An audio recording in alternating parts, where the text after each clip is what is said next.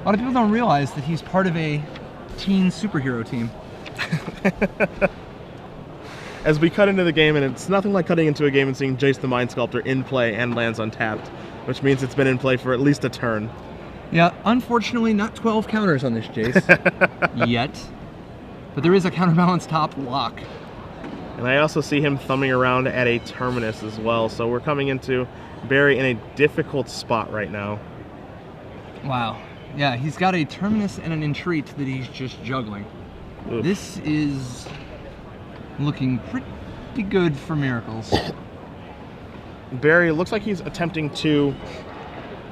Yeah, he's going to waste the Flooded Strand in an attempt to maybe get Hetrick to sacrifice it to reset his Sensei's Divining Top, but it looks like to me that he has enough lands that he doesn't really care. Hetrick has everything. Counterspell, Force of Will, a fistful of good interactive cards. Let the land go. Yeah, and he just does. So the Jete is countered. And the Caracases will take care of each other. Mother gets in there for 2. It's going to deal him 2 and not Jace. I don't know if I can get behind that. Not that it really matters at this point. Everything is over now. You come attacking Jace, it's just going to get Hetrick to take a Fate Seal, or if he really cares about it, he can blow a Terminus on it. So, yeah, and this is tough because he's got multiple counterspells, he's got multiple Terminuses, he's got Jace to win with, counterbalance top to keep the game locked up. All right. As we do see Terminus here, putting Noble Hierarch and Mother of Runes on the bottom for Hetrick's draw step. What kind of land does Barry have to try to get out of this? Because that is one area where counterbalance top can't really interact with. You're not going to find any man lands here, except for the Dryad Arbor, which is always in this deck. He has a Gaia's Cradle, he has one Cavern of Souls, a Horizon Canopy. His Caracas is gone because it took care of Hetrick, so... Not really a ton of action lands that can get anywhere. Yeah, I'm looking for cards in his sideboard that would potentially save him in this situation. One of them is Choke, but again, Hetrick Islands are untapped.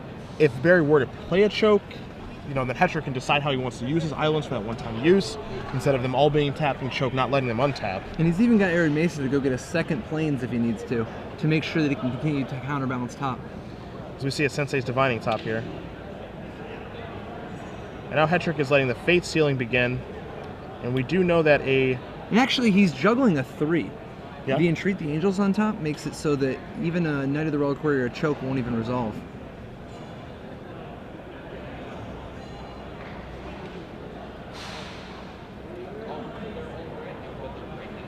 Entreat the Angels, one of its nice attributes is its 3 casting cost, because a lot of these blue-white decks struggle getting enough 3-drops to actually lock out the 3s. I'm not positive. I think Entreat is 4, actually. I think it's 2. I think it's 2 white. I'm not positive. It's X white. Yeah? Yeah. As a guy who has entreated a fair share in his day, yeah, because it costs 5 mana to make a 4/4, and it costs 7 mana to make 2 4/4s, and it's a double X spell.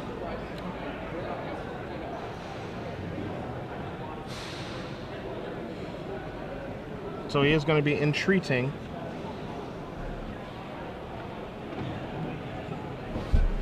And Barry doesn't really have, even, counterbalance top and Jace aside, he doesn't really have any ways to meaningfully interact with 3 angels, right? No.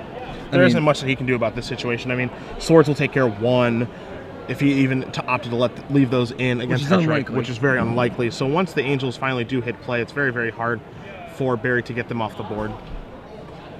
Yeah. So we do see the 3 angel tokens enter play. We see a stylish Brainstorm. angel tokens. I'd like to know who made those. It's kind of sounds like you made them. No. I'm not an art scientist. I just know, sweet tokens when I see them.